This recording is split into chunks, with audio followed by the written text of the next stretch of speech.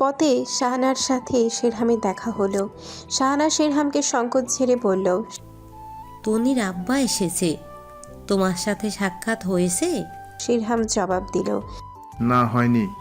শাহানা কথা খুঁজে পেলেন না। শেরহাম পাশ কাটিয়ে চলে গেল। কক্ষপথে পা বাড়ালো পুনরায়। সোহরাব আব্বা ডেকে ঝাঁপিয়ে পড়ল তার কোলে। শেরহাম তাকে কোলে তুলে নিয়ে গালে ঠোঁট চেপে বলল, দৌড়াচ্ছিস কেন? সিভান দৌড়ে এসে হাঁপিয়ে উঠল, বলল। সোহরাব সিফানের দিকে তাকিয়ে দাঁত দেখিয়ে হাসল, হাত নেড়ে টাটা দিল।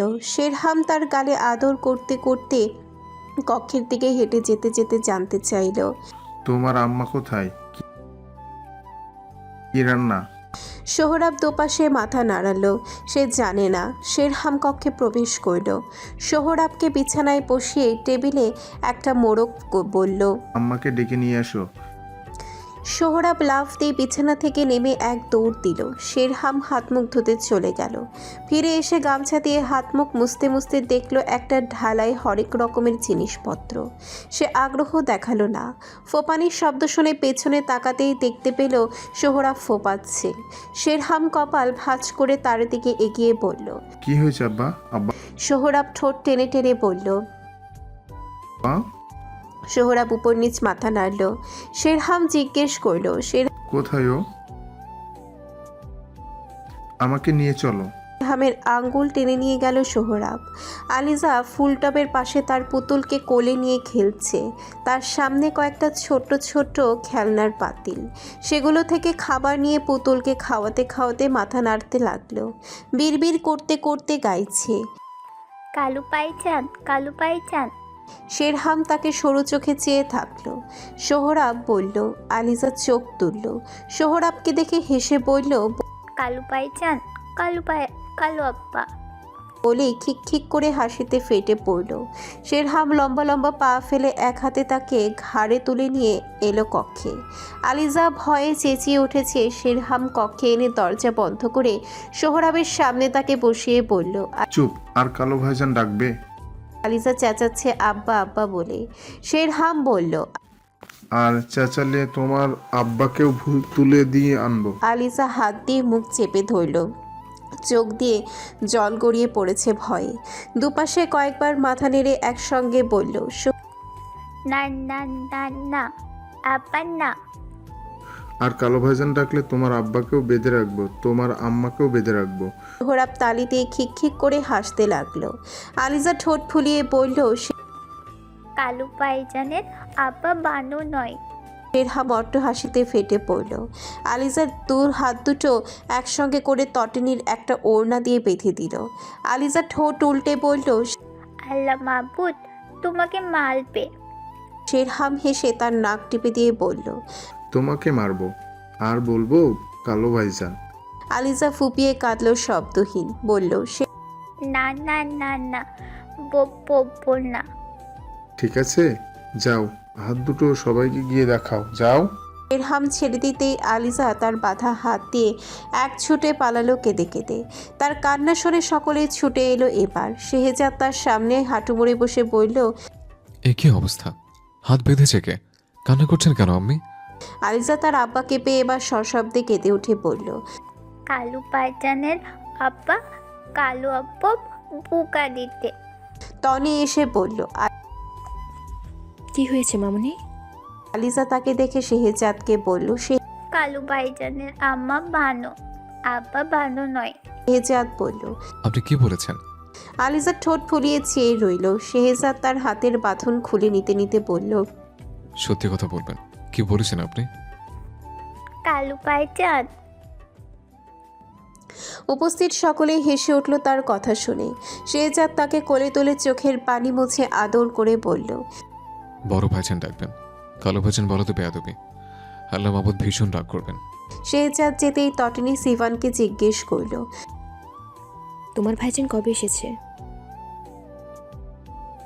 তটিনী কক্ষে গেল। শেরহাম সোহরাবের গায়ে আতর মাখিয়ে দিচ্ছিল। তটিনীকে দেখে সোহরাব হেসে বলল। তটিনী মৃদু হাসল। সোহরাব শেরহামের গালে নাক মুখ ঘষে বিছানা থেকে নেমে গেল। তটিনীর কাছে যেতেই তটনি নিচু হয়ে তার গালে আদর করল। সোহরাব টাটা দিয়ে চলে গেল। তটনির চোখ তুলে শেরহামের দিকে তাকালো। চোখাচোখি হতেই তটনির চোখ সরিয়ে নিল। ঘাড়ে হাত মালিশ করতে করতে শেরহাম সূক্ষ্ম দৃষ্টিতে তার মুখের দিকে চেয়ে রইল।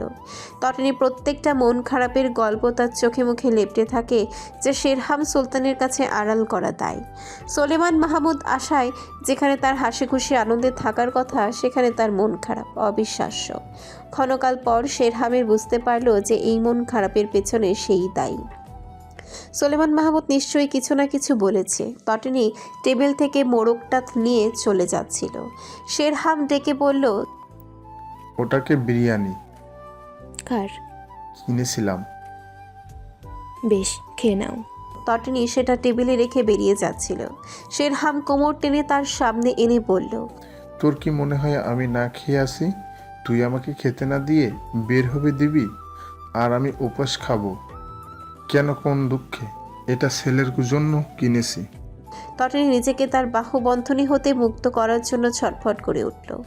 বলল, খুব ভালো, ছেলেকে ডেকে এনে খাওয়াও। শেরহাম হেসে বলল, ছেলের মাও খাবে। সন্তানের বাচ্চা, আমার সাথে ধাক্কাধাক্কি করিস না। পারলে ঘাড়ে মলম মালিশ করে দে, ঘাড় ব্যথা করছে ভীষণ। বলেই ঘাড়ে হাত বুলালো। তটনি বলল, ঘাড়ে কি হয়েছে? ওই খালিদের সাথে হাতে কাজ করতে গিয়ে কয়েকটা বোঝা কাঁধে তুলছিলাম, ব্যাস ঘাড় ঘোরাতে পারছি না, মনে হচ্ছে রক টক ছিঁড়ে যাবে। তটনি রাগত স্বরে বলল, এত ভারী বোঝা তুলতে গেলে কেন? দেখি ফুলেছে। শেরহাম ফিচেল হাসলো, বলল, ভয় পেলে নাকি? এত সহজে রক টক ছিঁড়বে না, মরবও না। মরলে তখনই মরে যেতাম। জমানো রাগগুলো তরতরিয়ে বাড়তে লাগলো তটনির। নাকের সাথে কেঁপে উঠল চোখের পাতাও। শেরহাম বলল, পরে কান্নাকাটি করিস, আগে মলম দে। বলেই কেদারায় বসালো। তটনি পেছনে দাঁড়িয়ে ঘাড়ে আলতো করে মলম মেখে দিতে দিতে বলল, বেশি ব্যথা করলে বলো, ওষুধ খেতে হবে, না হলে কমবে না। শেরহামের সারা শব্দ নেই। সে মাথা ছেড়ে দিয়েছে। তটনি ভড়কে গেল। মলমের কৌটো পড়ে গেল তার হাত থেকে। সামনে গিয়ে শেরহামের মুখ ধরে ডেকে বলল, এই কি হলো? চোখ খুলো। গাল ধরে ডাকাডাকি করতে করতে ফুপিয়ে উঠে উচ্চস্বরে কেঁদে ওঠার পূর্ব মুহূর্তেই শেরহাম চট করে চোখ খুলল, হেসে উঠল। তটনি স্তব্ধ, হতভম্ব। সজল নেত্রে শেরহামের পানে চেয়েই রইল। আচমকা হিংস্র বাঘানির মতো ঝাঁপিয়ে পড়ল শেরহামকে নখের আঁচড়ে ছিন্ন ভিন্ন করতে। শেরহাম কেদারা ছেড়ে উঠে তাকে শূন্যে তুলে শক্ত করে জড়িয়ে ধরে হেসে উঠল। রাগে তটনির মুখ দিয়ে কথা বের হলো না, শুধু চোখ ফেটে জল গড়ালো। শেরহাম হেসে উঠে তটনির গালে শক্ত চুম্বন বসাতে বসাতে বলল, ওরে নাগিনী। তটনি তার দন্ত গেঁথে দিল শেরহামের ঘাড়ে। শেরহাম ঘাড়ে হাত পালিশ করে বলল, মলম লাগাতে বলেছি, আর তুই কামড়ে যা অবস্থা করে দিয়েছিস। রাক্ষসী, সারাদিন কি করতে খেয়েছিস নাকি? তটনি নিজেকে শান্ত করে তার দিকে তাকিয়ে রইল মুখ গোমরা করে। শেরহাম গেদারায় ফের বসলো। তটনির দিকে ঘুরে বসে বলল, যা গরম চা পানি কিছু নিয়ে আয়, মাথাটা ধরেছে। না আনলেও সমস্যা নেই, বাইরে গিয়ে খেয়ে আসবো। কথাটা যে তটনিকে রাগিয়ে দেওয়ার জন্য বলেছে তটনি বেশ বুঝেছে। সে শেরহামের বাহুতে ধুম ধুম মেরে গটগট পায়ে বেরিয়ে গেল। যেতে যেতে শেরহামের হাসির আওয়াজ শুনতে পাচ্ছিল। তটনি চা করার জন্য রসাই ঘরে এলো। শাহানা তাকে দেখে বলল, শেহরামের জন্য এখান থেকে কিছু নাস্তা নিয়ে যাও, আর এখানে তোমার জন্য কয়েকটা ফল রেখেছি, নিয়ে যাও। আঙ্গুরগুলো মিষ্টি আছে, শেহরাব খেতে পারবে। তটনি মাথা নাড়ল। ফুলকলিকে বলল, ফুলিয়াপা, চা দাও তো। ফুলকলি চা করতে দিল। পানি সেদ্ধ হচ্ছে। তটনি চা পাতা হাতে নিয়ে দাঁড়িয়ে রইল। সে পাতার আন্দাজ বুঝতে পারে না। শাহানা এসে চা পাতা দিয়ে দিল। হামিদা হেসে বলল, ভাগ্যিস বিয়ে করে বাইরে যেতে হয়নি, নইলে কি হতো টনি? টনি গাল ফুলিয়ে তাকালো। হামিদা হেসে উঠল, বলল, এই শবনম, তুমি ভালো করে রান্নাটা দেখো আগে। আয়শা, তুমিও, নইলে সোহিনীর মতো অবস্থা হবে। ডাক্তার সাহেব সেবাই না নাম করলো বইয়ের রান্নার। রসাই ঘরে উপস্থিত সকলেই হেসে উঠল। তটনি বলল, মোটেও তা নয় মামুনি, আমি দেখিয়ে দিলে সবই পারি। শাহানা বলল, হ্যাঁ তা ঠিক, চেষ্টা করলে অসম্ভব কিছু নয়। হঠাৎ করে টুনু বলে উঠল। উপস্থিত সকলে হঠাৎ বিষম খেল। হামিদা দ্রুত মুখ ঘুরিয়ে নিল। খোদেজা চোখ রাঙিয়ে তাকালো টুনুর দিকে। তটনি পরিস্থিতি স্বাভাবিক করতে হামিদাকে পেছনে জড়িয়ে ধরে কাঁধে থুতনি ঠেকিয়ে বলল, আমি তো মামি ডেকেই অভ্যস্ত, হুট করে একদিন শাশুড়ি আম্মা ডেকে বসবো কেমন? হামিদা হাসলেন। শাহানা বলল, চা হয়ে গেছে, নিয়ে যাও তনি। খোদেজা বললেন। শাহানা তটনির মুখে দৃষ্টি রেখে বললেন, তোমার হয়তো ওকে বলা উচিত। তটনি চা নাস্তাগুলো ট্রেতে তুলতে তুলতে বলল, আব্বার প্রয়োজন পড়বে না আম্মা, তাছাড়া ও বেফাস কথাবার্তা বলে বসে। তোমরা নিশ্চয়ই চাইবে না ও আব্বার সামনে বেফাস কথাবার্তা বলে বসুক। শাহানা বলল, কিন্তু আর কোনো কিন্তু নয় আম্মা, আমি শান্তি চাই, আর চাই ওকে জড়িয়ে কোনো অশান্তি যাতে না হয়, কারণ দিন শেষে সব দোষ ওর ঘাড়ে চাপে। ওর কাছ থেকে স্বাভাবিক আচরণ আশা করো না। কাউকে আর কিছু বলতে না দিয়ে তটনি চলে গেল। খোদেজা বলল, শাহানা বলল, আমি আর কিছু বলবো না, ওরা থাকুক ওদের মতো। তটনি চা এনে শেরহামের সামনে রাখলো, বলল, চা নাও। শেরহাম চায়ের কাপ নিল, চায়ে চুমুক দিয়ে বলল, চা কে বানিয়েছে? তটনি ভাবলো চা হয়তো বেশ মজা হয়েছে, তাই সে বলে ফেললো। আর কে? আমি? শেরহাম নাক মুখ কুচকে বলল। এসব কোনো চা হলো? ফালতু। তটনি জিভে তৎকালীন কামড় দিয়ে বলল, আল্লাহর কসম আমি বানাইনি, আম্মা নয়তো ফুলিয়াপা বানিয়েছে। দাঁড়াও আমি জিজ্ঞেস করে আসি। শেরহাম চায়ের কাপ দূরে সরিয়ে পা বাড়িয়ে দিল। তার পায়ের সাথে লেগে তটনি উল্টে পড়ে যাবে, তখনই শেরহাম কোলে নিয়ে পড়ল। শেরহাম বলল, তুই কেমন চা বানাতে পারিস তা আমার ভালো জানা আছে, ওজন্য চা বানিয়েছি আর কুড়াচ্ছিস তুই? অকর্মার ঢেকি। তটনি তার গলা জড়িয়ে ধরে ফুঁসতে ফুঁসতে বলল, আমি অকর্মের ঠিকই, সেজন্য চা ফেলে পুড়িয়ে মারতে চাইছো? চা পড়লে কি হতো? শেরহাম চায়ের কাপে চুমুক দিয়ে বলল, পুড়ে যেতি। পুড়ে গেলে ভালো হতো, চামড়া পুড়ে গেলে তো বলতে ইয়া কি কুশ্চিত, তারপর আরেকটা সুন্দরী দেখে নিকা করে নিতে। মদ তো সব আমার হতো, তোমার কিছু হতো না। শেরহাম অট্ট হাসিতে ফেটে পড়ে বলল। আর কি? তার হাসিতে তটনির গায়ে জ্বালা পোড়া হতে লাগলো। সে বলল, হাসি থামাবে নাকি? নাকি কি করবি? কামড়াবি? তুই ওটা ছাড়া আর কি পারিস তুই? বউকে ভাই বলতে লজ্জা করে না? বড় ভাইয়ের কোলে চড়তে লজ্জা করে না? তটনি কোল থেকে সরে পড়ার জন্য ধস্তাধস্তি শুরু করলো। শেরহাম হেসে বলল, চা পড়বি, সত্যি সত্যি পুড়ে যাবে। আমি কিন্তু পুড়ে যাওয়া বউ নিয়ে সংসার করব না, বলে দিলাম। তোমাকে আর বউ দিচ্ছে কে? চাইলে লাইন পুড়ে যাবে, চেষ্টা করে দেখলাম নাকি? করো, আমিও দেখি। আমার মতো মেয়ে তোমার সংসার করছে, অন্য কেউ হলে কবেই চলে যেত। তটনির চোখ দুটো জল জল করছে। শেরহাম সশব্দে হেসে বলল, আরে তুমি রেগে যাচ্ছ কেন টুনির বাচ্চা? ছাড়ো আমাকে, আর একটা সুন্দরী দেখে নিকা করো যে ভালো ভালো রান্না পারে। ছাড়ো। শেরহামের চা খাওয়া শেষ। হেসে বলল, পারবই না তো। না সারলে আরেকটা নেকা করতে কিভাবে? একসাথে দুই বউ, অসম্ভব ব্যাপার স্বভাব। তোর কামড়ানোর দাগ দেখে কেউ আমার কাছে ঘেঁষবে না।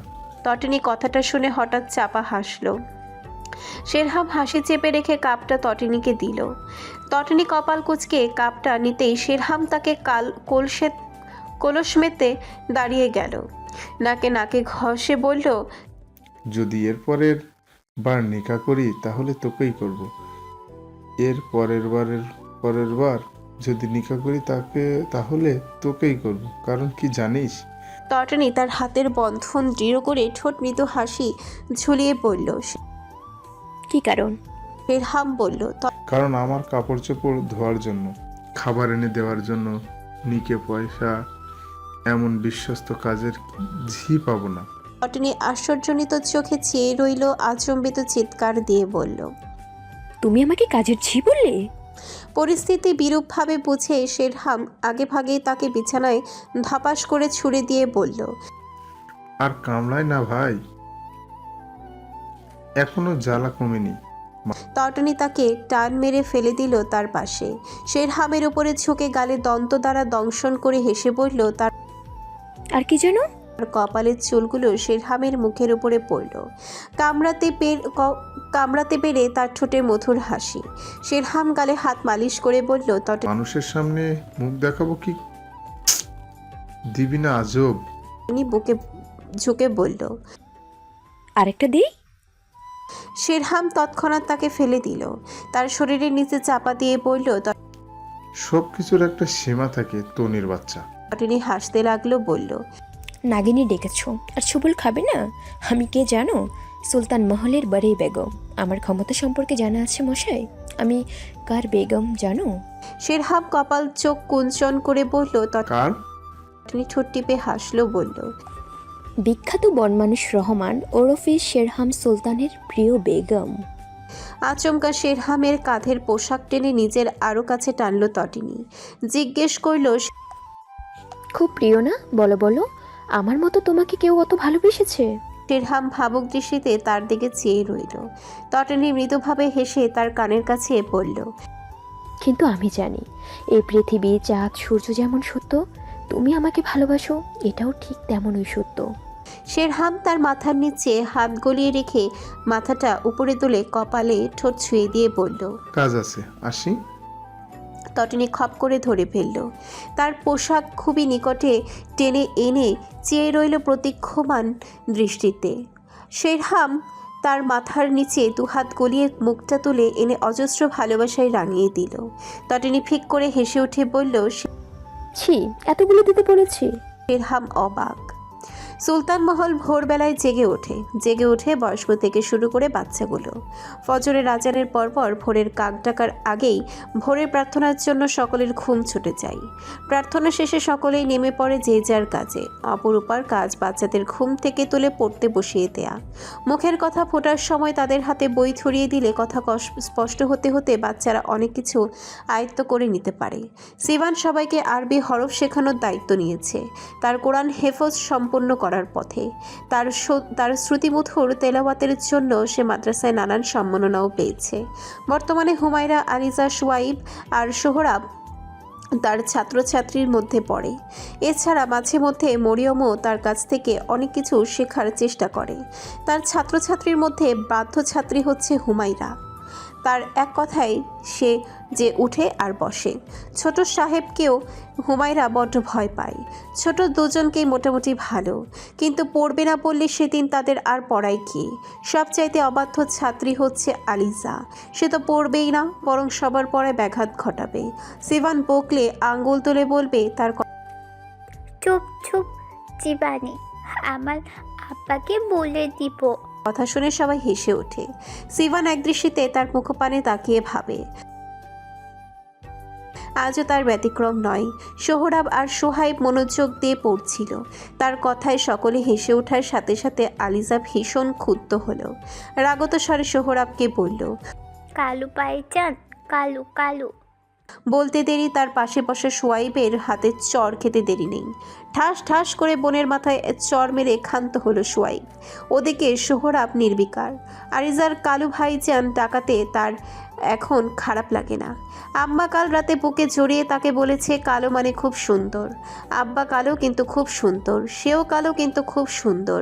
সোহরাবের চোখে তার আম্মা সবার চাইতে সুন্দর মানুষ, তাই আম্মা যাকে সুন্দর বলবে সেও অবশ্যই সুন্দর।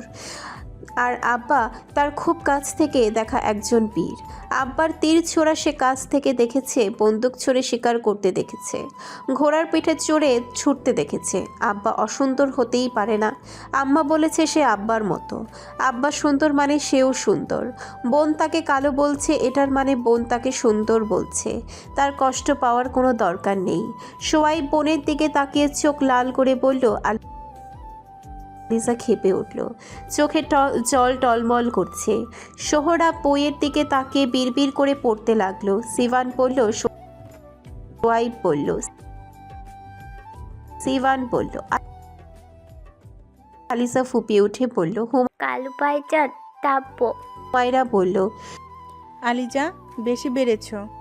সোহরাব তোমাকে কালু ভাইজান ডাকলে তুমি এবার থেকে ওকে খুব মারবে। সোহরাব চুপ করে রইল। সে স্বভাবগত গম্ভীর। আলিজা সারাক্ষণ তাকে খেপালেও সে কিছু বলবে না। আর সোয়াইব মেজাজি, সে আকপিছ না ভেবে আলিজাকে মেরে বসে। ভাইজানের হয়ে সে বোনের সাথে মারপিট করে। কালো ভাইজান ডাকলে সোয়াইবের মনে হয় ভাইজান কষ্ট পাচ্ছে, তাই আলিজাকে ইচ্ছে মতো মারে। সিভান এসে আলিজাকে কোলে নিয়ে নিল, গালে আদর করে তার পাশে বসিয়ে দিয়ে বলল, চাচা। সিভান বলল। আলিজা সিভানের মুখে 2 হাত দিয়ে মেরে বলল, ওরকম বলবো না। সিভান হেসে বলল। আলিজা নাক টেনে বলল, কালু ভাইজান আর বাইকে টাট মারলো। হুমায়রা থমকে বলল, একদম চুপ, তোমাকে দেব ঠাস ঠাস। না নিজে পড়ছে, না কাউকে পড়তে দিচ্ছে। আলিজার চোখ বেয়ে জল গড়িয়ে পড়ল। এবার গাল ছেড়ে দিল। হুমায়রা কানে আঙ্গুল দিয়ে রাখল। সোয়াব উঠে গেল। সিভানের পাশ থেকে হ্যাচকা টান মেরে আলিজাকে তুলে মাথায় আরেকটা চড় দিয়ে পড়ল। আলিজা আরো জোরে কাঁদতে লাগলো। সিভান বলল। আলিজা সিভানের হাত থেকে নিজেকে ছাড়িয়ে যাওয়ার সময় হুমায়রার হিজাব টেনে দিয়ে চেঁচিয়ে কাঁদতে কাঁদতে বেরিয়ে গেল। রসাই ঘর হতে অপরূপা, তটিনী, খোতেজা, শাহানা সকলেই বেরিয়ে এলো। অপরূপা বলল, আরে আবার কি হয়েছে? আলিজা চেঁচিয়ে কাঁদতে লাগলো। তটিনী বলল, মা কি হয়েছে? এভাবে কাঁদছো কেন আম্মু? সাইরা এসে কোলে তুলে নিল। বলল, কি হয়েছে মা? কে বকেছে? কত সিভান এসে বলল। সাইরা বলল, বড় সাহস! সোয়াইব কেন মারলো? আলিজা কাঁদতে লাগলো। সিভান বলল। হামিদা বলল। তুমি ছিলে, তারপরেও ওরা মারামারি করলো কিভাবে? সিভান বলল, হুমায়রা, তুমি কি করছিলে? বসে বসে তামাশা দেখছো? হুমায়রা মাথা নামিয়ে বলল। আসলে হয়েছে। হুমায়রা চুপসে গেল। সিভান মহাবিরক্তি নিয়ে অপরূপাকে বলল। অপরূপা হতবাক। হামিদা বলল, অদ্ভুত, তুমি জানো না কোনো প্রশ্ন কাকে কিভাবে করতে হয়? বোধ বুদ্ধি লোপ পাচ্ছে সিভান। সিভান চলে যাচ্ছিল। পেছনে হুমায়রাকে দাঁড়িয়ে থাকতে দেখে থমকে বলল, জি যাচ্ছি। হুমায়রা সোয়াইব আর সোহরাবকে নিয়ে চলে গেল। আলিজার কান্না থামানোর জন্য সাইরা শেহজাদকে ডেকে এনেছে। বাবাকে পেয়ে আলিজা সবার নামে বিচার দিচ্ছে। চিবান, হুমা, ভাইজান সবাই তাকে মারে। খোদেজা বলল। আলিজা নাক টেনে বলল, আবার পোকাটাই। শেহজাদ হেসে বলল, কালু ভাইজান মালে না, বাইয়ে মায়ে। সেজন্য তো কালো ভাইজান ডাকবেন না। বড় ভাইজান আপনাকে কত দেখতে পায়। আপনি কালো ভাইজান ডাকলে তো ভাইজানের মনে দুঃখ পাবে। দুঃখ পায় না। শেহজাদ হতাশ চোখে চেয়ে রইল। অপরূপার দিকে চেয়ে বলল। কার মতো হয়েছে? অপরূপা বলল, আমার পূর্বপুরুষদের মধ্যে কেউ এমন ছিল বলে তো মনে পড়ছে না। তটিনী সোহরাবকে কোলে করে নিয়ে এলো। বলল, বাবা বলো তো, কালো ভাইজান ডাকলে তোমার কষ্ট হয়? সোহরাব দুপাশে মাথা নাড়ল। তটিনী হেসে শেহজাদ আর অপরূপাকে বলল, দেখেছো, এটা নিয়ে আর বাড়াবাড়ি করো না। ও কালো ধলা কি বুঝে? কালো মানে সুন্দর মা। আলিজা হেসে মাথা দুলিয়ে বলল, চুন্দল। কালু ভাইজান, কালু ভাইজান। শেহজাদ কপাল চাপড়ালো। অপরূপা সোহরাবের গাল টেনে বলল, একদম সোনা বাচ্চা, আমার বাদর মেয়ে কোথা থেকে যে হলো আমার। তটিনীর কোল থেকে সোহরাবকে কোলে নিয়ে চলে গেল সে। তটিনী আলিজাকে কোলে নিয়ে শেহজাদকে বলল, তুমি কাজে যাও, ওকে আমরা সামলে নেব। শেহজাদ রুমাল দিয়ে আলিজার চোখের পানি মুছে দিয়ে হাত নেড়ে টাটা দিয়ে চলে গেল। তটিনী আলিজাকে বলল, দেখেছো, চোখ মুখ লাল করে ফেলেছে, আঙুর খাবে? আলিজা ঠোঁট ফুলিয়ে রাখল। তটিনী কক্ষে চলে গেল। আলিজাকে আঙুর দিল। তৎক্ষণাৎ শেরহাম কক্ষে প্রবেশ করল। আলমিরা থেকে জরুরি জিনিসপত্র খোঁজাখুঁজি করতে করতে বলল, তোর বাপ তো সকাল সকাল ওয়াশ শুরু করে দিয়েছে। তোর মেয়ের জামাই এমন চাই, অমন চাই। তটিনী বলল, সব বাবারাই চাই ওনার মেয়ে ভালো জামাই হোক, তুমি হলে চাইতে না? তাছাড়া শবনম নরম তরম গোছের, ওকে ভালো পাত্র দেখে নিকা দিতে হবে না? তোমারও তো একটা দায়িত্ব আছে ওর প্রতি। একদিকে তোমার ফুফাতো বোন হয়, অন্যদিকে শালি। তুমি একটা ভালো পাত্র খুঁজে এনে দাও। কোনো দরকার নেই, তোর বাপের ওয়াজ শোনার কোনো ইচ্ছে আমার নেই। আমি আসি আমার জ্বালাই। আমার ছেলে কই? কোলে এই কে? তটনি আলিজাকে ফিরালো। আলিজা চোখ পিটপিট করে শেরহামকে দেখে বলল, কালু আব্বা। শেরহাম কপাল কুঁচকে বলল, এই অবস্থা কেন? কি হয়েছে? সোয়া বকে ধরে মেরেছে, সোহরাবকে কালু ভাইজান ডেকেছে তাই। শেরহাম নিকটে এগিয়ে গিয়ে আলিসার গাল টেনে দিয়ে বলল। আর আবার কালো ভাইজান ডেকেছো? আলিসার নাক কাঁপতে লাগলো। তটনি বলল, আহা, বহু কষ্টে কান্না থামিয়েছি, আর কাঁদিও না। আলিজা বলল, জীবন বুকা দিছে বাইরে তাতে তাঁত মালতে। বলতে বলতে তার চোখ দিয়ে পানি গড়িয়ে পড়ল। শেরহাম চোখ পাকিয়ে চেয়ে বলল। এমা টনি দেখ কেঁদে দিয়েছে। তটনি জড়িয়ে ধরে বলল। আচ্ছা, সবাইকে মারবো না মা। আলিজা ফোপাতে লাগলো। তটনি বলল, কি খুঁজছো? চাদরটা দে। কি? ওকে একটু নাও। শেরহামের কোলে দিয়ে দিল আলিজাকে। আলিজা শেরহামের মুখের দিকে চেয়ে রইল। শেরহাম ভ্রু চেয়ে বলল। আলিজা হাসলো। শেরহাম মুখের সামনে হাত রাখতেই শেরহাম হাতের আঙ্গুলে ঠোঁট দিয়ে চাপ দিতেই আলিজা খিক খিক করে হেসে উঠল। শেরহাম তার হাসির ধরন দেখে নিচেও হেসে উঠল। শূন্যে ছুঁড়ে খপ করে ধরে নাকে নাক ঘষে গালে টুপ করে আদর বসিয়ে তটনিকে দিয়ে চাদর নিয়ে বেরিয়ে গেল। তটনির চোখে সেই দৃশ্যটা বারংবার ভাসতে লাগলো। কি সুন্দর! আলিজা হেসে তটনিকে বলল। কালু আব্বা বালু। তটনি তার গালে ঠেসে চুমু দিয়ে বলল, খুব। যাক, তুই অন্তত চিনতে পারলি। কয়েক বছরে শেরহাম সুলতানের অনেক বিশ্বস্ত সৈন্য তার সাথে বিশ্বস্ততার সাথে কাজ করে আসছে। তার মধ্যে মানিক, আনোয়ার আর লাট্টু অন্যতম। শেরহাম তাদের চোখ বন্ধ করে বিশ্বাস করে। কাঁচা সবজির ব্যবসাকে শেরহাম এখন তার আয়ের একমাত্র উৎসস্থল হিসেবে বেছে নিয়েছে। তার এই ব্যবসায়ের ক্ষেত্রে বেশ ভালো অভিজ্ঞতা আছে, তাই সহজে নামতে পেরেছে। তাছাড়া প্রথম দিকে সে নিজেও খুব দ্বিধাদ্বন্দ্বে পড়েছিল। নতুন চোখ দিয়ে যখন নতুন করে পৃথিবীর রং চেনা শিখল, তখন থেকে চারপাশটা তারই কাছে সম্পূর্ণ আলাদা একটা জগৎ। এই জগতে নিজেকে মানিয়ে নেওয়া, নতুন করে জীবনযুদ্ধে ঝাঁপিয়ে আয়ের পথ খুঁজে বের করা তার পক্ষে অনেক কঠিন ছিল। সে কারো সাহায্য নিতে চায়নি। শেহজাদ তাকে অনেক বলেছিল তাদের পারিবারিক ব্যবসায় নিজেকে নিয়োগ করতে, কিন্তু সে নিজে কিছু করতে চেয়েছিল। তাই তটিনী তাকে বলেছে তার কাছে যেটা খুব সহজ লাগে সেটা দিয়ে শুরু করতে, একদম অল্প অল্প করে। একদিন তা অনেক বড় হবে। এখনও অনেক বড় হয়েছে তা নয়, তবে এখন তার হয়ে অনেকগুলো গ্রামে কাঁচা সবজি বিক্রি দেয় তার লোকেরা। আগে ছোট একটা নৌকায় হয়ে যেত, এখন পুরো একটা জাহাজ করে সে কাঁচামাল বয়ে নিয়ে যায়। সেই কাজেই সমুদ্রের পাড়ে এসেছিল আজ। হঠাৎ একটা জাহাজ থেকে কয়েকজন ভিনদেশি নেমে এলো। সবার পরনে পাঞ্জাবি, গালে ছাটা দাড়ি, মাথায় পাগড়ি। ভাষার ধরন একটু অন্যরকম। লাট্টুকে খবর নিতে পাঠিয়েছে শেরহাম। লাট্টু এসে বসল। শেরহাম ভ্রু কুচকালো। লোকগুলো তার দিকে এগিয়ে এলো। মানিক নিয়ে এসেছে তাদের। শেরহামকে দেখিয়ে বলল। লোকগুলো হাত বাড়িয়ে কুশলাদি বিনিময় করার পর কথাবার্তার এক পর্যায়ে শেরহাম বুঝতে পারল এরা শবনমের পাত্রপক্ষের লোক। যে ছোট চুলদারিওয়ালা ছেলেটা আছে সে পাত্র। শেরহাম বলল, লোক আপনারা যান, যেখানে সবাই আছে আমার সাথেও সন্ধ্যায় দেখা হবে। গুলো হাসলো। হাত মিলিয়ে রওনা দিল সুলতান মহলের উদ্দেশ্যে। তারা যেতে যেতেই শেরহাম হঠাৎ ঘাড় ঘুরিয়ে তাদের পথ পানে তাকালো। তাকে ওভাবে তাকাতে দেখে আনোয়ার বলল। শেরহামের মনে হচ্ছে সেখানে একজনকে সে বেশ ভালো করে চেনে। শেরহাম দ্বিগুণ অবাক হলো তখন যখন দেখলো সেই লোকগুলোর মধ্যে একজন যেতে যেতে তার দিকে ফিরে তাকালো। শেরহাম কপাল ভাঁজ করে চেয়ে রইল তাদের দিকে। লাট্টুকে বলল, আজ দ্রুত মহলে ফিরব।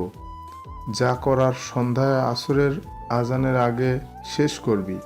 আমি দুপুরে মহলে যাব না, একেবারে যাব, তখন আর আসবো না। কাজকর্ম শেষ করে শেরহাম মহলে ফিরে এসে দেখলো জমজমাট আয়োজন। পাত্রপক্ষের সাথে ধুমসে খাওয়া দাওয়া আলাপ আলোচনা চলছে। সে পাত্রের দিকে পুনরায় তাকিয়ে কক্ষের দিকে পা বাড়ালো। শেহজাদ বলল, উনি আমার বড় ভাইজান শেরহাম সুলতান, কাঁচামালের ব্যবসায় আছেন। আপনারা যার কথা বলতে এসেছেন তার বড় বোনের স্বামী। পাত্রের মামা বলল।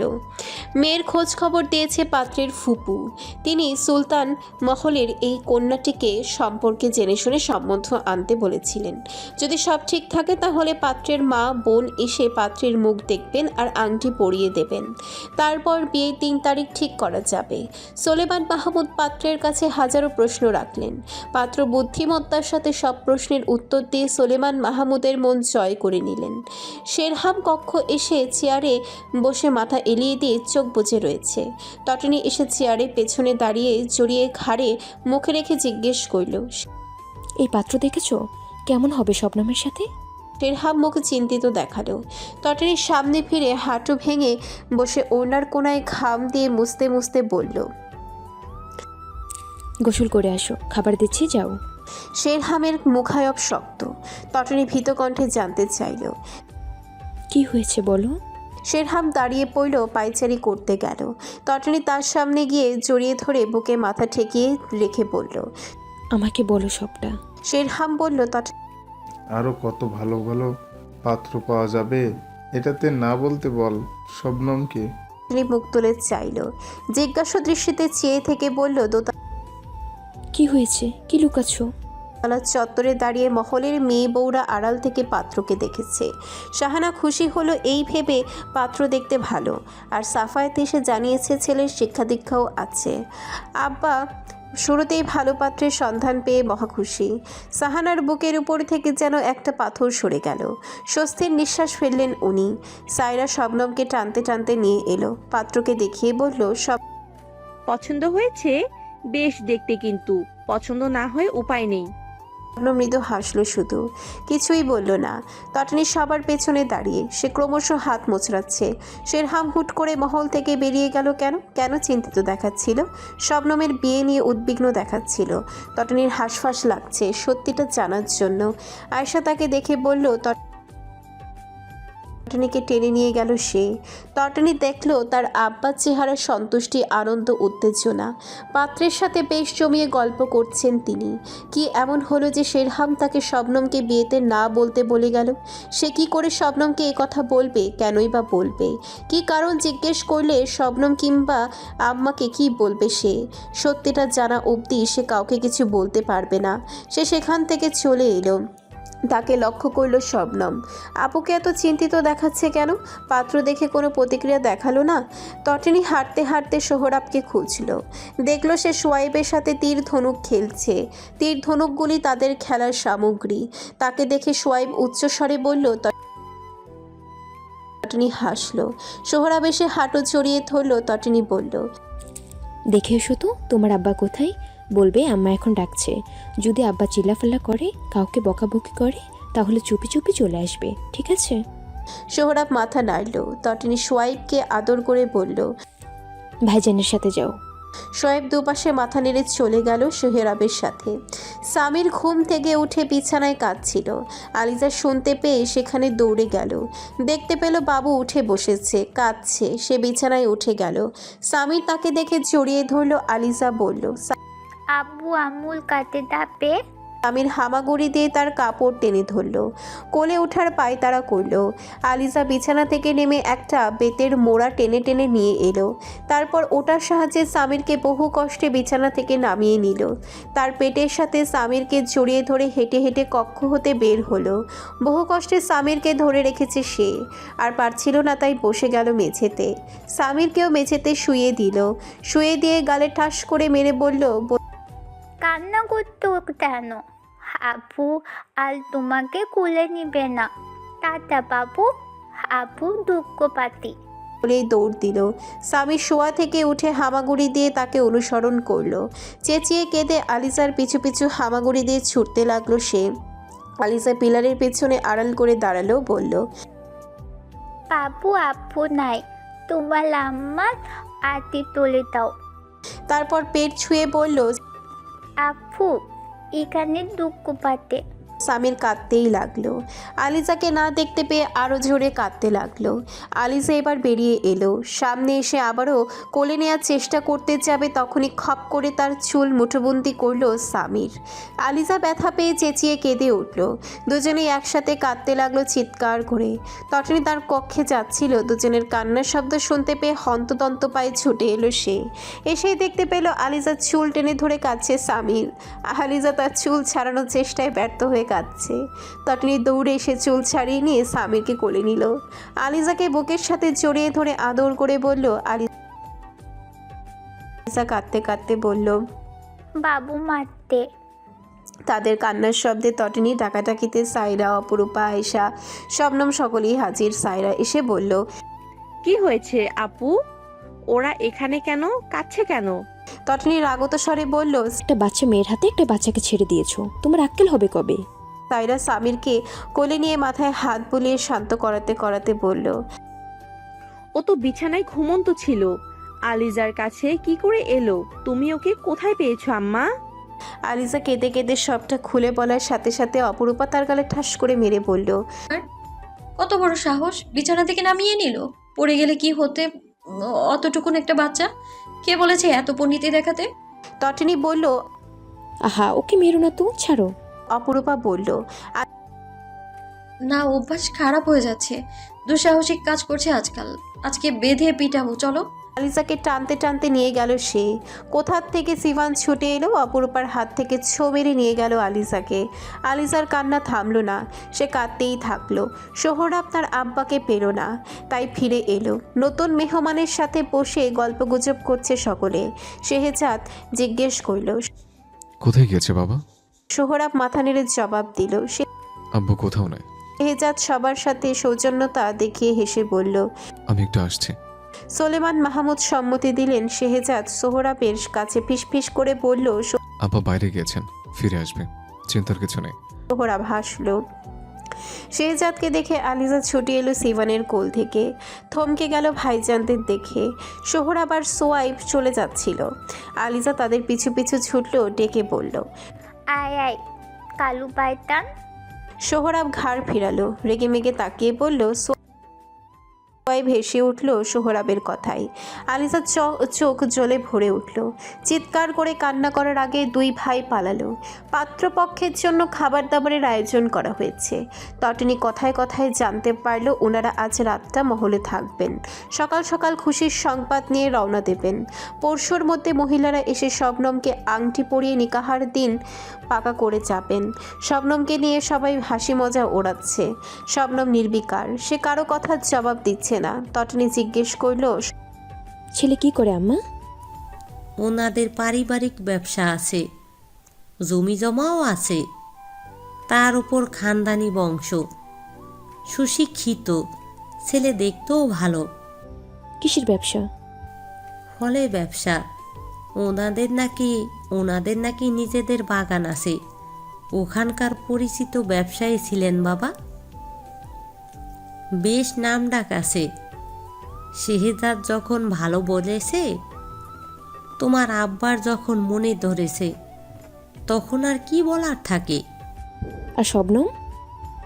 শবনমের হাত আচমকা কেঁপে উঠল, বলল।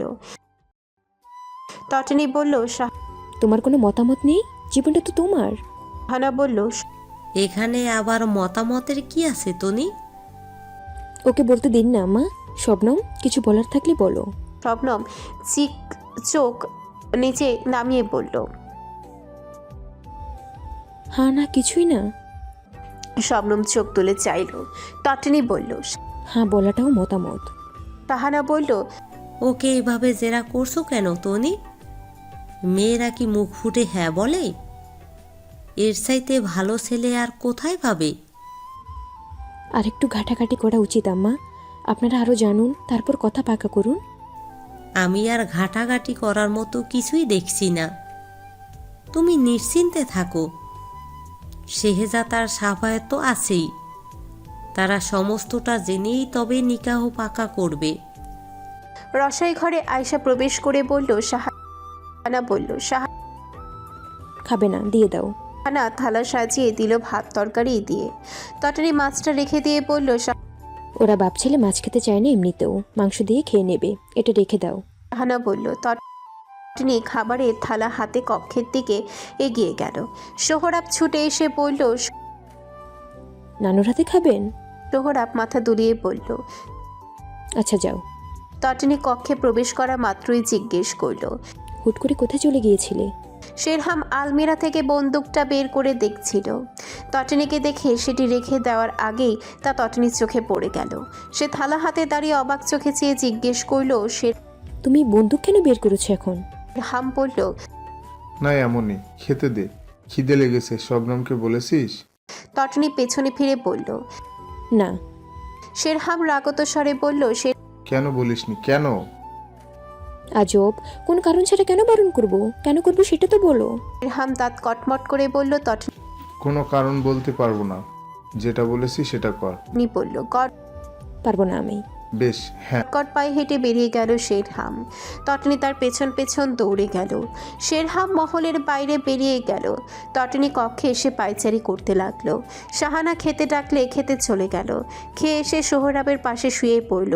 অনেকক্ষণ পর চোখ লেগে এসেছে। প্রায় হঠাৎ ঠান্ডা কিছুর স্পর্শে চোখ খুলতেই অনুভব করল তাকে শক্তপোক্তভাবে জড়িয়ে ধরে রেখেছে শেরহাম। উদরে ঠেকেছে ঠান্ডা হাতটা। তটিনী জিজ্ঞেস করল। খেয়েছো? হ্যাঁ। তিনি সামনে ফিরে জড়িয়ে ধরল। বুকে মাথা চেপে রেখে চুপটি করে রইল খানিকক্ষণ। তারপর মুখ তুলে চেয়ে ধীরে ধীরে বলল। আমাকে সত্যিটা বলছো না কেন? শেরহাম তার চোখে চোখ রাখলো। মুখ খোলার আগেই দরজায় টোকা পড়ল। তটিনী বলল। কে? পাশ থেকে উত্তর এলো। তটিনী স্তব্ধ। শেরহামের দিকে তাকিয়ে স্তম্ভিত চোখে চেয়ে থেকে বিড়বিড়িয়ে বলল। ও। আয়েশার আর কোনো সারা শব্দ পাওয়া গেল না। তটিনী জল জলে চোখে তাকিয়ে বলল। আমি আবারও? শেরহাম রাগত স্বরে বলল। তুই আমাকে অবিশ্বাস করছিস? তটিনী বলে উঠল। না না, আমার নিজের চাইতেও বেশি তোমাকে বিশ্বাস করি, কিন্তু তোমার জন্য আমার কতটা দুশ্চিন্তা হয় সেটা তুমি বুঝবে না। সবাই যদি জানতে পারে তুমি এই কাজটা করেছো, তখন? শেরহাম তার মাথাটা বুকে চেপে ধরে বলল। সব ঠিক হয়ে যাবে, ঘুমা। তটিনী আবারও মাথা তুলল। টলমলে চোখে চেয়ে বলল। শেহজাদ ভাই ঠিক খুঁজে বের করতো সব, তুমি কেন এসব করতে গেলে? শেরহাম তাকে ঠেলে দিয়ে বলল। যা বলে আয়, আমি রেঁধেছি, কাল মেরে ফেলবো। যা বলে আয়। যাবি না? তাহলে আমি বলে আসি, সব কুত্তার বাচ্চাকে এক একবার করে মারবো। তটিনী তাকে আষ্টে পৃষ্ঠে জড়িয়ে ধরে রেখে শেরহামের মুখটা হাত দিয়ে চেপে কেঁদে উঠে বলল। আচ্ছা আচ্ছা, আমি আর কিছু বলছি না। শেরহামের মেজাজ চড়ে গেল তটিনীর ভয় দেখে। মুখ থেকে হাত সরিয়ে দিয়ে বলল। তুই আবার কাঁদছিস কেন? হাত ছাড় আমাকে। তটিনী হু হু করে কেঁদে বলল। আমি অনেক কষ্টে সবটা স্বাভাবিক করেছি, তারপরেও এক একটা মুসিবত লেগেই থাকে। আমার কপালে সুখ নেই, আমি বুঝে গেছি। তার কান্নায় শেরহাম শান্ত হয়ে এলো। রাগ সংবরণ করে হাতটা তুলে ধীরে ধীরে তটিনীর গাল মুছে দিতে দিতে বলল। দেখ, আমি সব ঠিক করে দেব। কে বলেছে তোর কপালে সুখ নেই? আমি এনে দেবো সব সুখ। তুই আমার বিশ্বাস রাখ। তুই আমাকে বিশ্বাস না করলে আর কে করবে? তটিনী তার বুকে ঝাঁপিয়ে পড়ে কাঁদতে লাগলো। শেরহাম দু হাতে জড়িয়ে ধরে কানের পাশে চুমু দিয়ে বলল।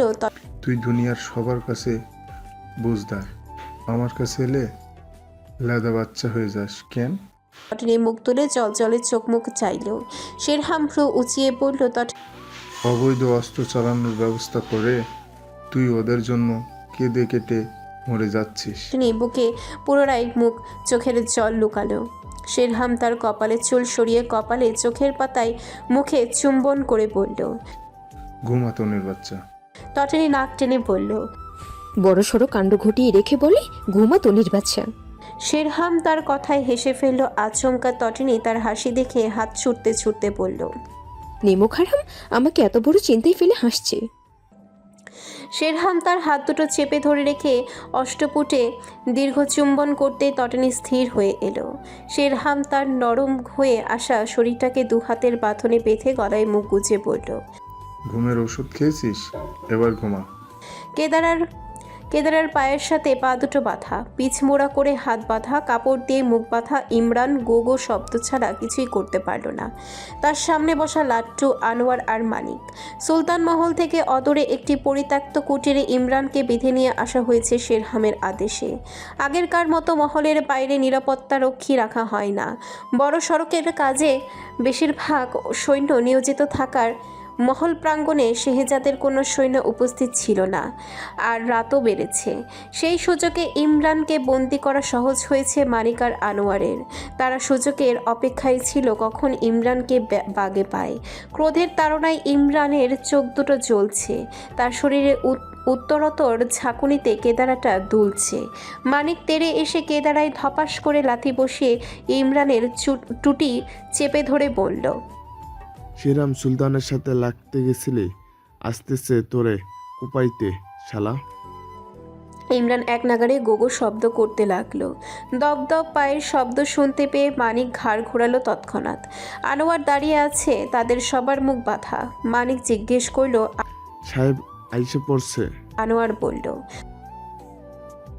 মানিক অস্থির হয়ে বলল, না না, কাউরে এইখান থেকে সরতে বারণ করছে। অপেক্ষা করি আর কিছুক্ষণ, এই মালটার ব্যবস্থা করতে হবে। লাট্টু কুটিরে প্রবেশ করে দরজা বন্ধ করে দাঁড়ালো, বলল। ইমরান চোখ তুলে তাকালো। তাকে খুঁজছে শুনতে পেয়ে সে পুনরায় গোগো শব্দ করতে লাগলো। মানিক বলল, আলো নিভাইয়া দে, তাড়াতাড়ি কর। এদিকে আলো জ্বলতেছে, দেখলে সন্দেহ করতে পারে, তাড়াতাড়ি নিভাই দে। লাট্টু আর আনোয়ার এক এক করে হারিকেন দুটো নিভিয়ে ফেলল, কিন্তু মনের ভয় দূর হলো না। ঠিকই ঘোড়ার দল এদিকেই এগিয়ে আসতে লাগলো। মানিক বলল, সাহেব বলছে অন্যরা কাছাকাছি চলে এলে পালাতে, এখন কি করব? এদিকেই আসতে এসে সবাই। লাট্টু বেড়ার ফাঁক দিয়ে দেখলো দলে দলে সৈন্যরা এদিকে এলো ঠিক, কিন্তু কেউ থামলো। ঝোপঝাড় গাছপালার মধ্যে কেউ ছোট পরিত্যক্ত কুটিরটির কারো নজরে পড়ল না। তাই সকলেই সামনের দিকে ছুটে গেল। সবাই চিন্তামুক্ত হলো। আর ঠিক তখনই সবার মধ্যিখান হতে একজন অশ্বারোহী পিছু হটতে হটতে সবার পেছনে চলে এলো। তারা চেঁচিয়ে একে অপরকে কি বলছে তা বুঝতে পারছে না মানিক, আনোয়ার কেউ। তবে এটুকু বুঝে গেল সেই অশ্বারোহী এদিকেই আসছে। তারা একজোট হয়ে দাঁড়ালো। সম্রাটের হাতে ধরা পড়লে নির্ঘাত মৃত্যু। উনি ছাড় দেবেন না। তার বড় সাহেবের কথাও বলতে পারবেন না। বড় সাহেবকে সবাই ভুল বুঝবে। কেউ ওনাকে বিশ্বাস করতে চাইবে না কেন তিনি এই কাজটা করলেন। এখন উপায়? তিনজনই কুলকুল করে ঘামতে লাগলো। ইমরান চালাকি করে যতটা সম্ভব জোরে গোঙাতে লাগলো। লাট্টু দৌড়ে গিয়ে তার মুখ সর্বশক্তি দিয়ে চেপে ধরতেই দরজার উপরে হঠাৎ লাথি পড়ল। আর ঠিক তখনই ঘুনো পোকা খাওয়া দরজাটা সরে গেল। আর মশালের আলো কুটিরের মেঝেতে এসে পড়ল। ইমরান আলোর তীব্রতায় চোখ বন্ধ করে ফেলল। লাট্টু, আনোয়ার, মানিক তিনজনই হাঁটু গেড়ে মেঝেতে বসে করজোর বিড়িবিড়িয়ে বলল, মাফ করুন সম্রাট, আমাদের ভুল হয়ে গেছে, মাফ করুন এবারের মতো। মশালটা ছুঁড়ে মারতেই সেটি নরম স্যাঁতস্যাঁতে মেঝেতে গেঁথে গেল। কেঁপে উঠল তারা তিনজনই। কাঁপতে কাঁপতে ঊর্ধ্বমস্তকে তাকালো। আচমকা তিনজনের চোখ চকচক করে উঠল খুশিতে। এক লাফে দাঁড়িয়ে পড়ে চিৎকার দিতে যাবে ঠিক তখনই শেরহাম হাত দেখিয়ে থামিয়ে দিল। ইমরান ধীরে ধীরে চোখ খুলল। দেখল তার সামনে বলিষ্ঠদেহী একজন পুরুষ দাঁড়িয়ে। ধীর হস্তে পাগড়ি খুলে কেদারা টেনে বসলো সেই পুরুষের অবয়বটি। আর ঠিক তখনই তার সামনে উদ্ভাসিত হলো সেই কঠিন মুখ, সে শানিত দৃষ্টি, যা দেখে ইমরানের বুকের রক্ত জমাট বাড়তে শুরু করলো। শেরহাম পায়ের উপরে পা তুলে বসে বীরের মাথায় আগুন ধরিয়ে বলল, মুখ খুলে দে। লাট্টু তৎক্ষণাৎ ইমরানের মুখ খুলে দিল। ছাড়া পেয়ে ইমরান কাশতে শুরু করলো। কাশতে কাশতে শেরহামের দিকে চোখ পড়তেই সারা শরীর হিম হয়ে এলো তার। শেরহাম ধোঁয়া উড়িয়ে ইমরানের মুখ বরাবর ধোঁয়া ছাড়তেই ইমরান গা ঝাঁকিয়ে বলল, তুই আমার বাপকে মেরেছিস, আমি তোকে মারতে এসেছি। ওদের চাইতেও জঘন্য মৃত্যু তোর প্রাপ্য। তুই একটা বিশ্বাসঘাতক, তুই বিশ্বাসঘাতকতা করেছিস। তোকে মারবো, সাথে তোর বউ, বাচ্চা, আপনজন সব কটাকে। ছাড় আমাকে। বলতে বলতে শেরহামের দিকে থুতু ছুঁড়ে মারল সে। থুতু ছুটে আসার পূর্বেই মানিক লাথি বসালো ইমরানের বুক বরাবর। কেদারা সহ পড়ে গেল সে। শেরহাম দাঁড়িয়ে পড়ল এবার, হাতের বিড়ি ফেলে দিয়ে কেদারা সহ তুলল ইমরানকে। মানিক ধারালো চাকু ছুঁড়ে দিল শেরহামের দিকে। শেরহাম সেটি খপ করে ধরে ইমরানের গলা চেপে ধরল। রক্ত চোখে চেয়ে বলল, আমার সাথে পেরে ওঠ, তারপর আমার ও বাচ্চার কথা বলবি। আমি শেরহাম সুলতান। সাথে পেরে উঠলে তবেই শেরহাম সুলতানের বাচ্চার কথা মুখে আনবি। আমার হাতে মরতে না চাইলে যাদের নিয়ে এসেছিস তাদের সবাইকে নিয়ে এখনই চলে যা। ভুলেও শবনমের দিকে চোখ তুলে তাকাবি না। গলা চেপে ধরায় শ্বাসরোধ হয়ে ইমরানের চোখ উল্টে আসছিল। শেরহাম গলা ছেড়ে দিতেই ইমরানের প্রাণ ফিরে এলো যেন। প্রাণপণে শ্বাস ফেলল সে। শেরহামের হাতের চকচকে চাকুটার দিকে ভয়ের চোখে তাকিয়ে হাঁপাতে হাঁপাতে বলল, আমাকে ছাড়, আমি তোকে শেষ করতে এসেছি, শেষ করেই ফিরবো, বিশ্বাসঘাতক। শেরহাম ফের গলা চেপে ধরে চাকুটা তার চোখের সামনে ঘোরাতে ঘোরাতে বলল, চল খেলা শুরু করি, ভয় পাস না আবার। ভয়ে জমে গেল লাট্টু। সে সবার চাইতে খানিকটা ভীতু। বড় সাহেবকে তো আরো বেশি ভয় পায় সে। চোখ বুজে ভীত কণ্ঠে বলল, শেরহাম ঘাড় ফিরিয়ে তাকাতেই লাট্টুর প্রাণ যায় যায় অবস্থা। হাতের চকচকে চাকুটার দিকে তাকিয়ে এক দৌড়ে বেরিয়ে গেল সে। শেরহাম পুকুর ঘাটে নেমে হাত মুখ ধুয়ে ঘাটে উঠে আসতেই মানিক বলল, বেগম দেখেননি আপনি এসেছেন? ও ছাড়া সবাই দেখেছে তোদের বেগম ঘুমো। তোর কি মনে হয় ওর ভয়ে আমি আসতে পারলাম না? আর কাউকে কৈফত না দিলেও বেগমের কাছে যে শেরহাম সুলতানকে কৈফত দিতে হয় সে কথা ওরা ছাড়া ভালো কে জানে। তারপরও মানিক শেরহামের কথায় হ্যাঁতে হ্যাঁ মিলিয়ে বলল, না এমনি জানতে চাইলাম। উনি তো হাজারটা প্রশ্ন করত, বাকিরা কিছু বলেনি। তোর কি মনে হয় আমি বেকার মতো একা একা এখানে চলে এসেছি? আমি সৈন্যদের সাথে বেরিয়েছি, তাই কেউ কিছু বলিনি। সম্রাট কোথায়? সে বোধহয় সমুদ্রের পাহাড়ে গিয়েছে জাহাজ ধরতে। যদি উনি সত্যিটা জানতে পারেন। শেরহাম চোখ ঘুরিয়ে মানিকের দিকে তাকালো। কোন সত্যিটা কথা বলছিস? মানিক ইতস্তত করে বলল, মানে আসল সত্যিটা জানতে পারলে তো ভালোই হবে, কিন্তু আপাতত যে সত্যিটা আমরা লুকিয়েছি সেটা জানতে পারলে উনি নিশ্চয়ই ক্ষেপে যাবেন। গেলে যাক, কালো দুনিয়া ইয়ে কি চেনে? ওর সামনে যা থাকে তা ফোকা ফোকা পরিষ্কার। ও আমার মতো কঠোর পাশবিক নির্মম পশুগুলোকে যা থেকে দেখিনি, আমার মতো অভিজ্ঞতা ওর নেই। আর আমি যা করি তা নিয়ে কাউকেই কৈফিয়ত দেই না। আমি জানি কোনটা ঠিক কোনটা বেঠিক। মহলে যাব, সৈন্যদের পৌঁছানোর আগে পৌঁছাতে হবে। আনোয়ার গলা হাঁকিয়ে বলল। শেরহাম হাতের বাহুতে মুখ মুছতে মুছতে এগিয়ে গেল লাট্টুকে বলল, যেভাবে বলেছি সবটা সেভাবে করবি, হেরফের যেন না হয়। তটনি সোহরাবকে কোলে নিয়ে বসে আছে। চোখ ছোটার পর সে বিছানায় শেরহামকে দেখেনি। শেরহাম কোথায় গেল তা জানতে সে বিছানা থেকে নামতে যাবে, ঠিক তখনই সোহরাবও জেগে উঠেছে। কাঁচা ঘুম ছুটে গেলে সোহরাব বিরক্ত হয়, কান্নাকাটি জুড়ে দেয়। তটনি তাকে বুকে নিয়ে পুনরায় ঘুম পাড়ালো। শুয়ে দিতে যাবে, দেখল সোহরাব তার ওড়না মুঠোয় ধরে আছে। সে সোহরাবকে কোলে নিয়েই কক্ষ থেকে বেরিয়ে গেল। বুকের ভেতরে এক প্রকার অস্থিরতা কাজ করছে তার। ওই ছেলেটাকে বন্দি করে কোথায় নিয়ে গেল সে? কম্পিত পায়ে হাঁটতে হাঁটতে আসর কক্ষের দিকে এগোতেই দেখতে পেল মহলের কেউই ঘুমায়নি, বাচ্চাগুলোও জেগে। আলিজা খোদেজার কোলে বসে খোদেজার তসবি হাতে নিয়ে খেলছে। তটনিকে দেখা মাত্রই বলল, কালু পারদানের আম্মা, কালু পারদান কুম। তটনি তার কথায় মৃদু হেসে ফেলল, বলল, আলিজা বলল, কালু পারদানের আব্বাও নাই, আমার আব্বাও নাই। তিনি শাহানার দিকে তাকালো। শাহানার চোখে মুখে লেপ্টে আছে চিন্তা, বিষাদ, অস্থিরতা। কি থেকে কি হয়ে গেল? কোনো অশুভ কাজই ভালোই হয় না এই মহলে। শবনমে নিকাহার প্রসঙ্গ তোলার পরপরই কত চিন্তায় ছিলেন উনি। যে বিপদের আশঙ্কা করে চিন্তায় একাকার, ঠিক সেই বিপদে সে নিকাহে বাধা পড়লই। এক মেয়ের সংসারটা বহু কষ্ট, বহু ধৈর্যে, বহু বাধা বিপত্তির পর একটু একটু করে মজবুত হয়ে উঠেছে। অনেক আধার পেরিয়ে জীবনটা রঙের দেখা পেয়েছে। এখন আবার আরেক মেয়ের জীবনে বিপত্তি শুরু হয়েছে। শাহানাকে দেখে তটিনীর মায়া হলো। শাহানা বলল, শেহরাম সবটা শুনে সৈন্যদের সাথে বেরিয়েছে।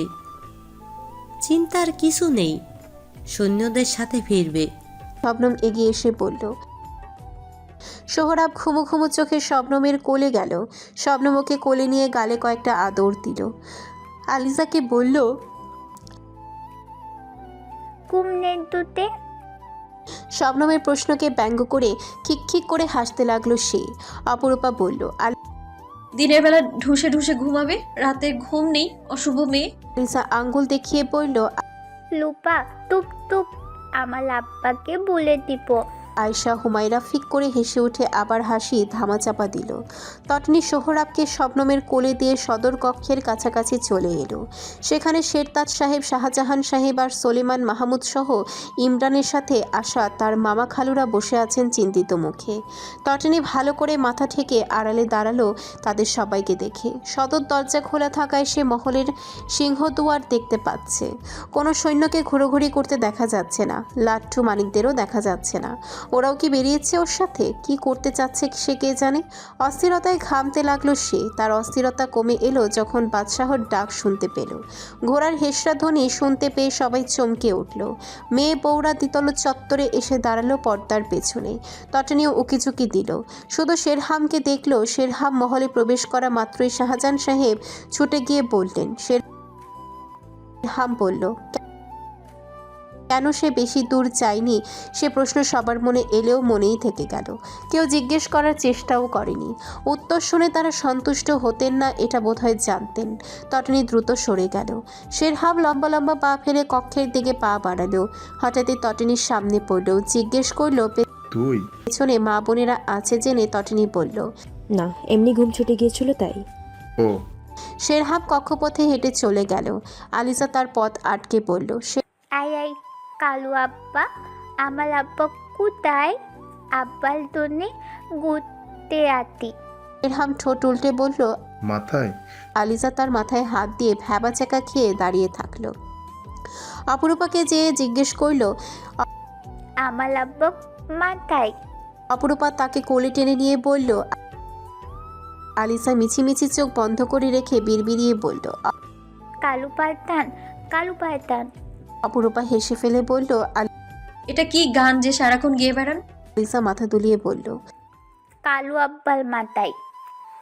কক্ষে হুড়মুড়িয়ে প্রবেশ করে তটনি দরজা বন্ধ করে বলল, কোথায় গিয়েছো তুমি? শেরহাম পাঞ্জাবির বোতাম খুলতে খুলতে বলল। নাচতে গিয়েছি।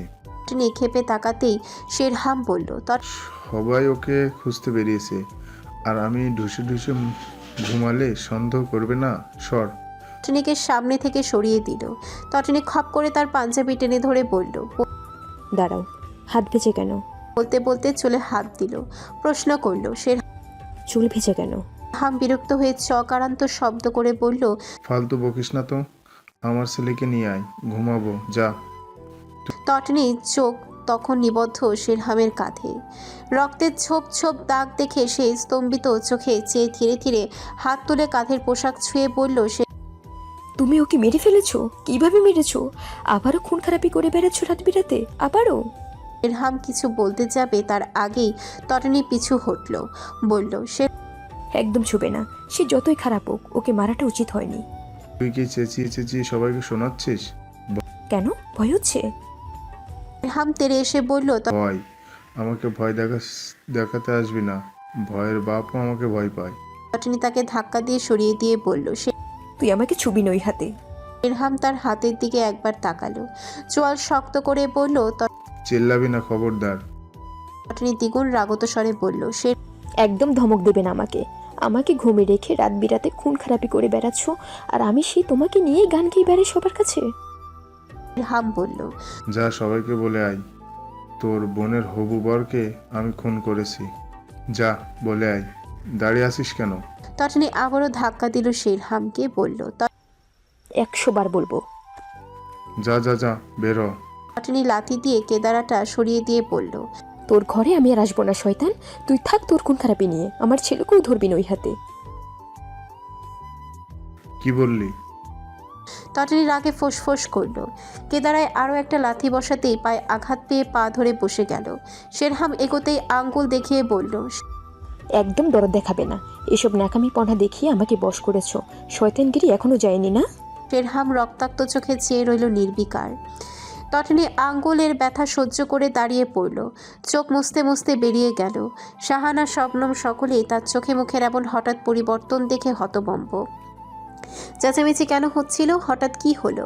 সবই তো ঠিক ছিল। শাহানা কিছু জিজ্ঞেস করতে যাবে, ঠিক তখনই নিচ থেকে হইচই চেঁচামেচির শব্দ কানে এলো। সবাই সেদিকে দৌড় লাগালো। তটিনীও তাদের পেছু পেছু ছুটল। নিশ্চয়ই লাশ এনেছে। দ্বিতল চত্বরে দাঁড়িয়ে তার মাথার উপরে বাজ পড়ল ইমরানকে জ্যান্ত দেখে। তার হাতে একটা পট্টি ছাড়া সে পুরোপুরি সুস্থ। কেমন স্বাভাবিকভাবে হয়ে কথা বলছে। সাফায়েতে সে মা বোনদের সবটা খুলে বলল। ইমরানের ভাষ্যমতে সে হাঁটতে বেরিয়েছিল মহলের বাইরে। লাট্টু তাকে ঘোড়াশালের ঘোড়া দিয়ে বলেছে ঘোড়ার পিঠে চড়ে ঘুরে আসুন। ঘুরতে বেরিয়েছিল এই মনে করে যে কিছু দূর গিয়ে ফিরে আসবে, কিন্তু ঘোড়াটা ছুটতে ছুটতে এমন জায়গায় গিয়ে থেমেছে যেখানে গিয়ে ফেরার রাস্তা খুঁজে পাচ্ছিলেন না উনি। তার উপর ঘোড়ার লাগাম ছুটে যাওয়ায় হাতে ব্যথাও পেয়েছে। বহু কষ্টে ওনাকে সবাই উদ্ধার করতে পেরেছে। কাল সকালে উনি রওনা দেবেন। চিঠিতে জানিয়ে দেবেন ওনার বাড়ির মহিলারা কবে শবনমকে দেখতে আসছেন। শাহানার বুকের উপর হতে যেন পাথর সরে গেল। সবাই বুক ফুলিয়ে শ্বাস ফেলল। তটিনী স্থির দাঁড়িয়ে রইল। লোকটা মিথ্যে বলল কেন? কেন শেরহামের নাম নেয়নি? ভয়ে? শেরহামও তার কোনো ক্ষতি না করে ছেড়ে দিয়েছে, আর সে তো না জেনে গালাগালি করে ফেলেছে। এখন কি হবে? তটিনীর চমক ভাঙল শেরহামকে দেখে। ঘুমন্ত সোহরাবকে শবনমের কোল থেকে নিয়ে কক্ষের দিকে হেঁটে চলে গেল সে। তটিনীর দিকে এক পলকও তাকালো না। তটিনী চুপিসারে হেঁটে গেল কক্ষের দিকে। শেরহাম সোহরাবকে বিছানায় শুয়ে দিয়ে এলো। তারপর দরজা বন্ধ করে দিল তটিনীর মুখের উপরে। তটিনী কেঁপে উঠল। দরজা ধাক্কা দিয়ে বলল, দরজা খোলো। আমি থাকবো কোথায়? আমার ঘরে আর এরকম অবিশ্বাসী মেয়ে মানুষের জায়গা নেই। তটিনী দরজায় মাথা ঠুকে বলল, আর জীবনেও অবিশ্বাস করব না। শয়তানের সাথে থাকতে হবে না তোকে। আমি ভুল করে বলে ফেলেছি।